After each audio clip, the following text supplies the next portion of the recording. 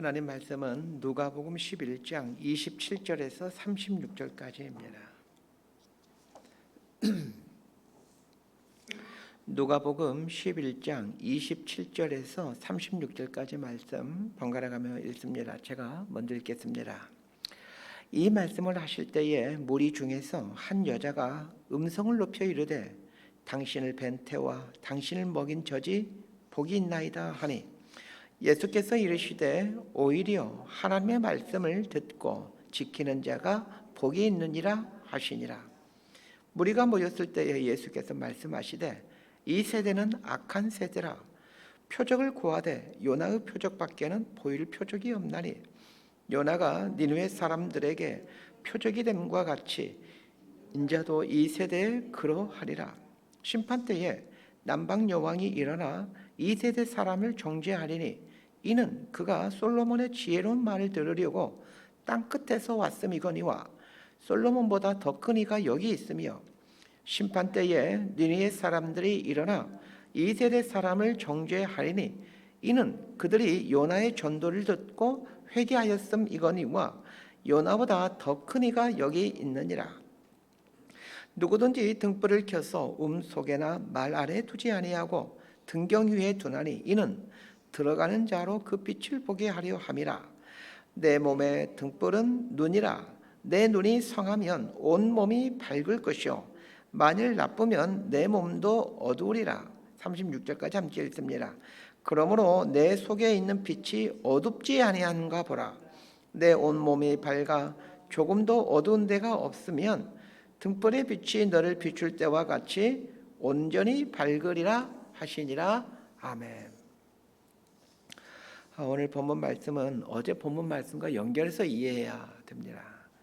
어제 본문에서 예수님은 귀신 들려 말 못하는 사람을 고쳐주시죠. 귀신이 떠나가므로 그 말 못하는 사람이 이제 말을 하게 되는 걸 보면서 사람들은 이것에 대해서 몇 가지 상반된 얘기들을 합니다. 첫 번째 사람들은 이렇게 말합니다. 정말 놀라운 일이 벌어졌구나 하면서 그 일어난 일에 대해서 놀라워합니다. 두 번째 부류는 귀신의 왕 바알세불을 힘입지 않고는 이런 일이 일어날 수 없다. 예수 당신은 귀신의 왕 바알세불이 당신 안에 들어와 있기에 이런 귀신을 쫓아내는 일을 할 수 있는 것이다. 이러면서 예수님을 이제 모함하죠. 세 번째 사람들은 더 많은 표적을 보여주십시오. 이렇게 얘기를 합니다. 이에 대해서 예수님은 어제 본문을 통해 두 번째 부류의 사람들 바알세불 힘입어서 귀신을 쫓아내는 건 아니냐 이렇게 모함하는 사람들에게 바알세불을 힘입어서 내가 귀신을 쫓아내는 것이면 사단이 스스로 분쟁하는 꼴이 되는 것인데 사단이 바보이냐 하면서 논리적으로 반박해주는 말씀입니다. 오늘 본문은 이 세 번째 부류의 사람들이 하는 말, 우리에게 또 다른 표적을 보여주십시오. 이 표적 말고 또 다른 표적을 보여줘야 우리가 믿을 것 아닙니까?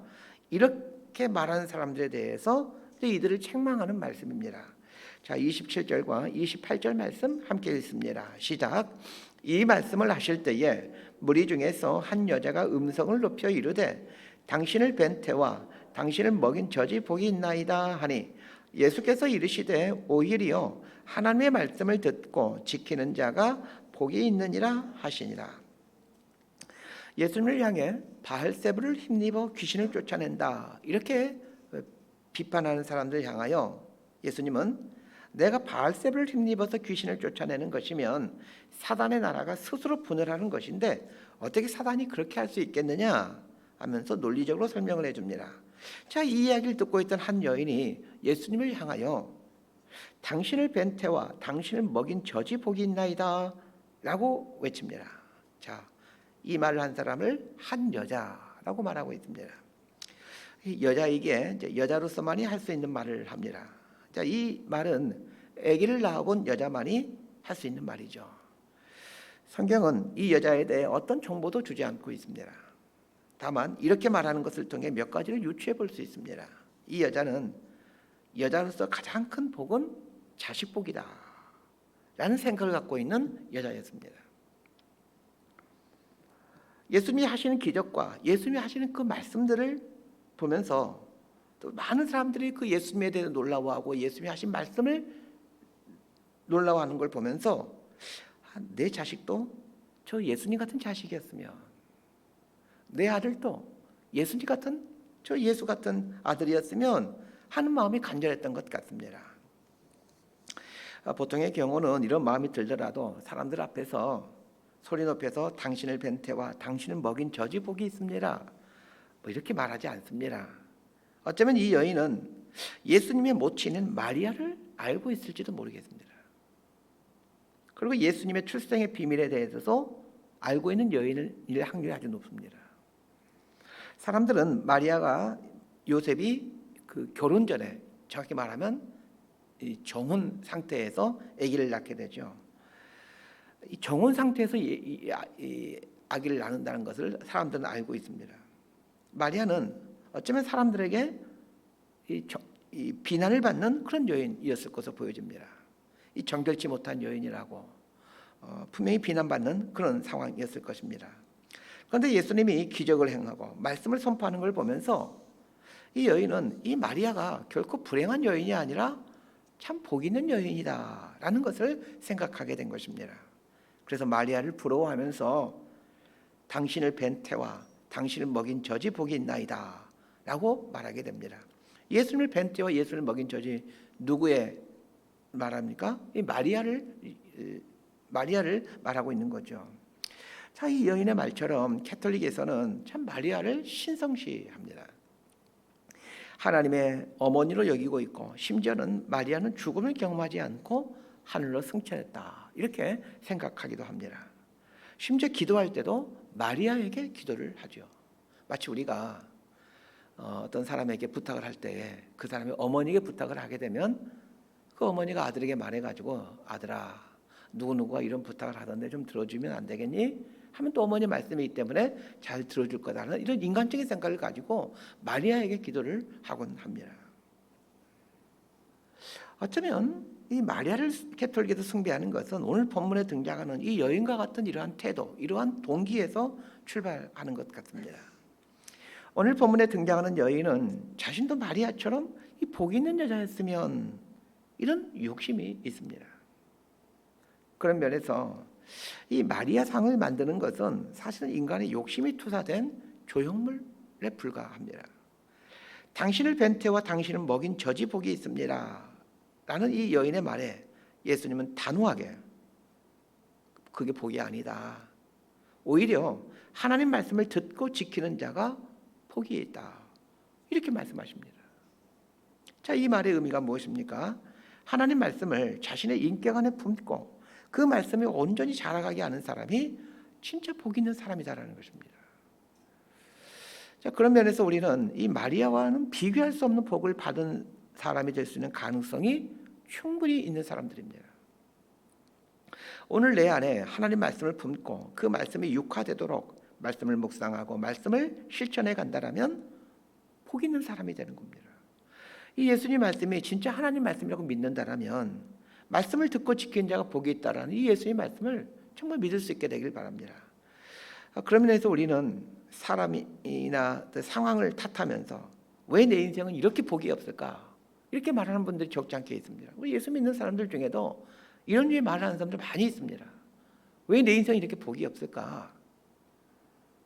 이렇게 한탄하지 않게 되기를 바랍니다. 예수님 말씀처럼 말씀을 듣고 지키는 자가 복이 있는 사람입니다. 말씀을 듣고 지키면 그 순간부터 복의 사람이 되는 겁니다.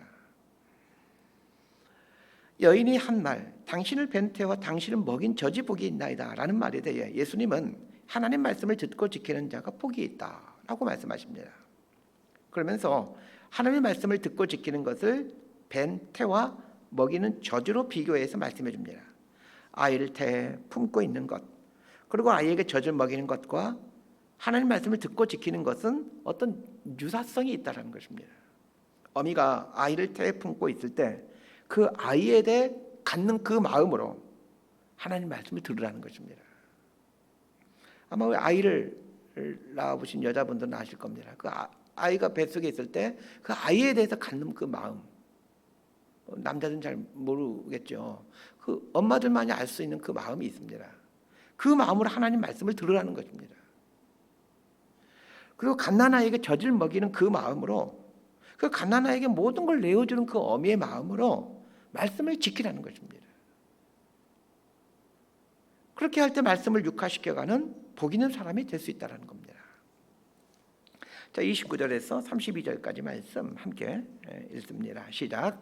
무리가 모였을 때에 예수께서 말씀하시되 이 세대는 악한 세대라. 표적을 구하되 요나의 표적밖에는 보일 표적이 없나니 요나가 니느웨 사람들에게 표적이 됨과 같이 인자도 이때 세대에 그러하리라.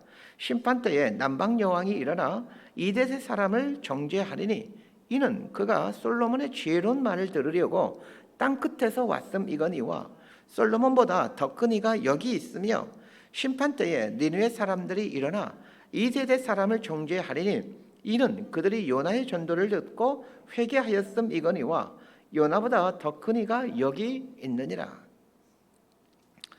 표적을 보여달라라는 요구에 예수님은 요나의 표적밖에는 보일 표적이 없다 이렇게 말씀하십니다. 사람들은 기적을 보여주면 하나님을 믿겠습니다 이렇게 말을 합니다. 그러나 기적을 보지 못했거나 기적을 적게 보았기 때문에 하나님을 못 믿는 것이 아닙니다. 악한 세대이기 때문에 하나님을 믿지 못하는 겁니다. 사람들이 요구하는 기적이란 어떤 기적들입니까? 자신들에게 이로움을 주는 기적들입니다. 병을 고쳐주거나 혹은 귀신을 쫓아내주는 이러한 기적들입니다. 그런데 예수님은 이런 사람들 향하여 악한 세대이다 라고 말씀하면서 그들에게 보여줄 표적은 요나의 표적밖에는 없다라고 말씀하십니다. 자, 그러면 요나의 표적이란 무슨 표적입니까? 십자가의 죽음을 말합니다. 요나가 3일 동안 물고기 뱃속에 갇혀 있다가 고기 밖으로 나오게 되는 것처럼 예수님께서 십자가에 달려 죽은 후 죽음에 갇혀 있는 그 3일간의 기간을 의미하죠. 요나가 3일 동안 물고기 뱃속에 있다가 나온 것처럼 예수님은 3일 동안 무덤 속에 갇혀 있다가 부활하게 됩니다. 자, 이것이 예수님이 보여줄 수 있는 표적이라는 겁니다. 사람들은 병을 고치고 귀신을 쫓아내는 기적을 원하지만, 그래서 이런 병 고쳐주고 귀신 쫓아내주고 이런 거 보면 하나님을 믿겠다고 얘기하지만, 그러나 예수님은 우리에게 보여주고 싶은 표적은 십자가의 죽음과 부활이라는 것입니다. 왜 그렇습니까? 십자가의 죽음과 부활이 우리를 구원하기 때문입니다. 예수님은 예수님의 십자가의 죽음과 부활을 보았으면서도 회개하지 않는다라면 정죄를 받을 수밖에 없다라고 말씀하십니다. 그러면서 자, 누가 이 사람들을 정죄한다라고 얘기를 합니까? 요나의 전도를 듣고 회개했던 니느웨 사람들이 정죄하고 솔로몬 때 솔로몬을 아련하였던 남방 여인이 정죄를 한다라고 말을 합니다. 이 말이 조금 이제 어렵죠. 이 부분을 설명해 드리겠습니다. 자, 그러면 니느웨 사람들이 왜 예수님의 십자가 죽음과 부활을 알고 있는 사람들, 알고 있으면서도 하나님을 믿지 않는 사람들을 정죄하는 것입니까? 니느웨 사람들은 그 요나가 회개하지 않으면 이 성이 무너진다라는 말을, 이제 그 말을 듣고는 회개하죠. 더군다나 요나가 니느웨 사람들을 전혀 사랑하지 않으면서 사랑하지 않았습니다. 하나님께서 요나에게 너 니느웨에 가가지고 회개하라는 말씀을 전해라 하니까 이 요나가 그 말 하고 싶지 않아가지고 니느웨 사람들이 회개하는 꼴 보고 싶지 않아서 배를 타고 저 다시스 정 반대편인 스페인으로 도망치려고 하죠. 그러다가 이제 물고기 뱃속에 들어가지 않습니까? 요나는 니느웨 사람들 전혀 사랑하지 않았습니다. 왜냐하면 니느웨 사람들이 그토록 이스라엘을 괴롭혀 왔기 때문입니다. 할 수 없이 하나님의 강권적인 힘에 의해서 무성의로 아무런 성의 없이 아주 건성건성 가서 니느웨 사람들에게 회개하라고 선포하죠. 그런데 요나의 말을 듣고는 니느웨 사람들이 회개하더라는 것입니다. 반면에 예수님은 사람들을 지극히 사랑하셔서 십자가에 달려 죽으시고 부활하셨는데, 이 십자가 죽음 사건과 부활 사건 앞에서도 하나님을 믿지 않는다라면 더 이상 어떻게 할 수가 없다라는 것입니다. 이렇게까지 했는데도 믿지 못한다라고 하면 하나님도 더 이상 심판하실 수밖에 없다라는 얘기입니다. 그러면 남방 여왕은 왜 또 이 세대를 경계합니까? 남방 여왕은 솔로몬이 참 지혜로운 사람이다라는 소문을 듣고 그렇게 지혜로운 사람이라고? 그러면 얼마나 지혜로운지 보자라고 하면서 솔로몬을 찾아옵니다. 그러면 솔로몬의 지혜를 보고 감탄하죠. 그런데 예수님은 솔로몬과는 비교할 수 없는 지혜로운 말씀을 하십니다. 그럼에도 불구하고 예수님의 지혜로운 말씀을 들으면서도 회개하지 않는다라면 이 마지막 날에 남방 여왕이 사람들을 정죄하게 될 것이다 라고 얘기를 합니다. 이런 입장이겠죠. 나는 솔로몬의 지혜의 말을 듣고 하나님의 놀라움을 찬양했는데 너희는 하나님이신 예수님의 지혜를 직접 듣고도 하나님을 믿지 않는다라면 남는 것은 심판밖에 없다. 근데 이런 뜻인 거죠. 그러면서 남방 여왕이 사람들을 정죄한다는 것입니다. 예수님은 표적을 구하는 사람들을 향하여 악한 세대들이다. 이들은 표적을 구하되 이렇게 말하고 있습니다.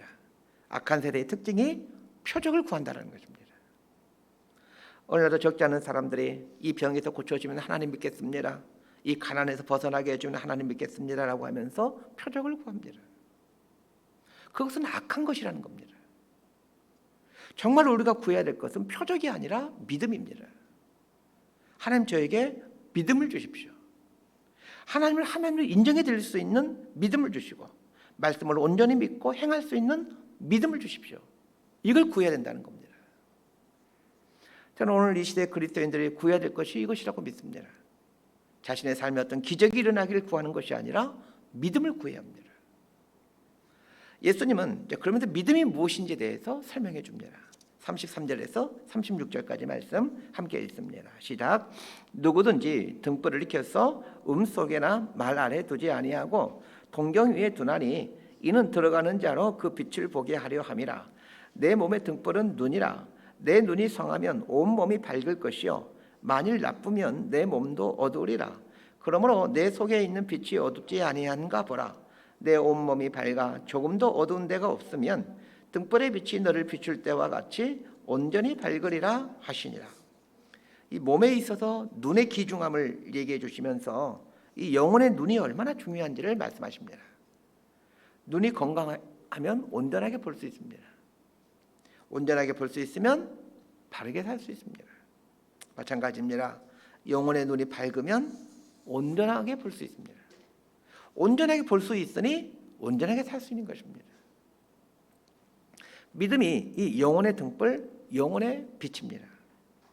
건강한 눈을 갖게 될 때 우리의 몸이 건강하게 바르게 살 수 있는 것처럼 이 영혼의 눈엔 믿음이 있을 때에 우리 삶이 건강해집니다. 바르게 보고 바르게 해석하고 바르게 살아갈 수 있는 것입니다. 그런데 왜 믿음을 네 속에 있는 빛, 등불 이렇게 예수님이 말씀하시는 것일까요?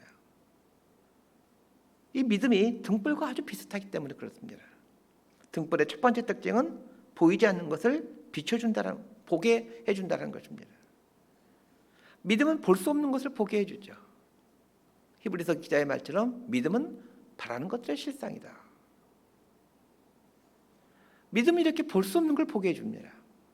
그래서 믿음이 귀중한 것입니다. 두 번째는 등불이 계속 빛을 비추기 위해서는 기름이 공급되어야 합니다. 마찬가지입니다. 믿음이 이 빛의 역할을 잘 감당하기 위해서는 계속해서 영적인 기름을 공급받아야 합니다. 마치 달이 태양의 빛을 받자 환하게 비춰가는 것처럼 우리의 믿음이 이와 같다는 겁니다. 계속해서 영적인 기름들을 공급받아야만 합니다. 자, 이런 것이 무엇이겠습니까? 말씀을 듣고 순종하는 것, 또 기도하는 것, 또 성도들과 교제하는 것, 예배드리는 것, 찬양하는 것, 우리 이런 걸 통해서 우리의 믿음이 계속해서 이 기름들을 공급받아 믿음이 더욱더 날카로워지고 믿음이 더욱더 깊어져 가고 믿음이 더욱더 순결해져 가는 것이죠. 이런 모든 신앙훈련의 핵심은 하나님을 바라보는 것입니다. 하나님을 바라볼 때 우리 영혼의 등불은 계속해서 활활 타오르게 됩니다. 그렇게 되면 바르게 볼 수 있고 못 보던 걸 볼 수 있게 되고 그래서 바른 길을 갈 수 있게 됩니다. 말씀 정리합니다. 하나님의 말씀을 듣고 지키는 자가 복 있는 사람입니다. 기적을 본 사람이 복 있는 사람이 아니라 말씀을 듣고 지키는 자가 복 있는 사람입니다. 예수님이 행하셨던 수많은 기적들을 본 사람들 다 어떻게 됐습니까? 다 떠나지 않습니까? 원래 기적이란 게 그런 것입니다. 기적을 본 사람이 복이 있는 사람이 아니라 말씀을 듣고 지키는 자가 복이 있는 사람입니다. 그래서 기적을 구하기보다는 이 믿음을 구하십시오. 상황이 바꿔지기보다는 상황을 해석하는 온전한 눈을 구하시길 바랍니다. 온전한 눈을 갖게 되면 우리의 삶은 건강하고 이 균형 잡힌 삶을 살게 됩니다. 우리의 마음에 등불인 믿음이 계속해서 빛의 역할을 감당하도록 하나님을 바라고 또 바라보십시오. 하나님을 바라봄으로 하나님으로부터 흘러나오는 빛이 내 마음의 등불에 기름이 되게 하십시오. 그래야 하나님이 보여주셔야 하는 것들을 보게 되고 또 하나님이 그 이끌어가고자 하는 길로 가게 되는 이런 하나님의 사람이 되어 가십시오. 이렇게 살아가는 저와 여러분의 삶이 되기를 진심으로 소망하고 축복합니다. 기도하겠습니다. 하나님 아버지, 우리는 믿음보다는 표적을 구하는 악한 세대입니다. 그러나 표적이 우리를 살려나가는 것이 아니라 믿음이 우리를 구원해 간다는 것을 오늘 말씀을 통해 배워갑니다. 우리의 믿음이 우리 삶의 온전한 등불, 나침판이 될 수 있다는 것을 말씀을 통해 알게 됩니다. 하나님을 바라볼 때 우리의 마음의 눈이 온전해지고 밝아진다는 것을 알게 됩니다. 온전한 눈을 갖고 온전한 삶을 살아가는 복된 그리스도인이 될 수 있도록 은총을 내려 주옵소서. 예수님 이름으로 기도드리옵나이다. 아멘.